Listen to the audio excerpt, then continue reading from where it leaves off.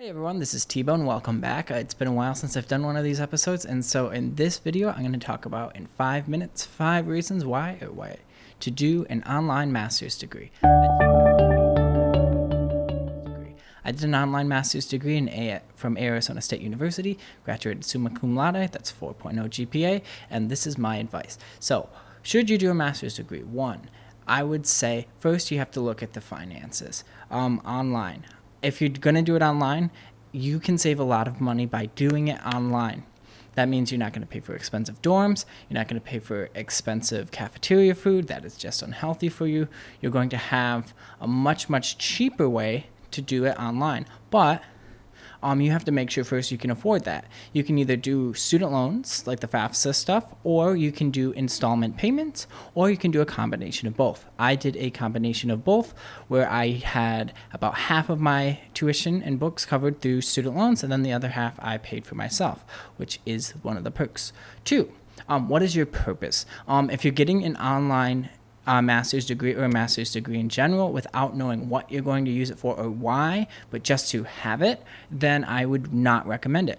The reason why is it can be a heavy financial investment, as I talked about earlier, and you might not be making the right decision for your career. Number three.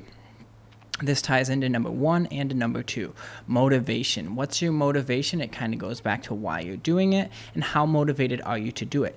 Doing a master's degree is going to be a lot of work. You're going to spend hours and hours studying, reading books, articles, whole lots of stuff.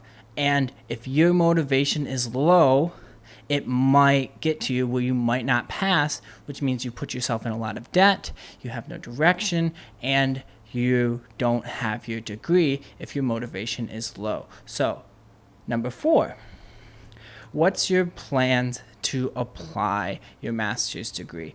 Sure, you may have the money, you may know what you're going to do for it, you may be highly motivated, but what's your plan to actually take that master's degree and put it into good use? That means, how are you going to find a job? Are you going to go up into meetups with other different people that are in the same industry as you, talk with them, shake hands, get to know them, find out where you want to work with that sort of information? That means a plan afterwards. Just because you have a master's degree doesn't mean you're going to get a job. If you don't apply it, go out there and put yourself out there and advertise yourself either online through sites like LinkedIn or in person through meetups and stuff like that, then you might actually be wasting your time.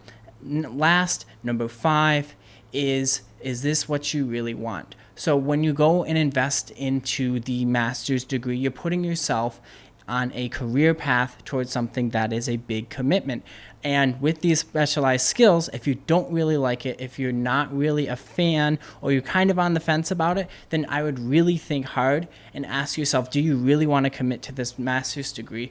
Because this is going to take you down a path that you really can't turn around from as easily as, say, a bachelor's degree. Odds are, if you're doing a master's degree, you're going to be ending it at the earliest in your mid-20s, maybe late 20s, maybe in your 30s, which means there's less time in your life to pivot and go to a different career option.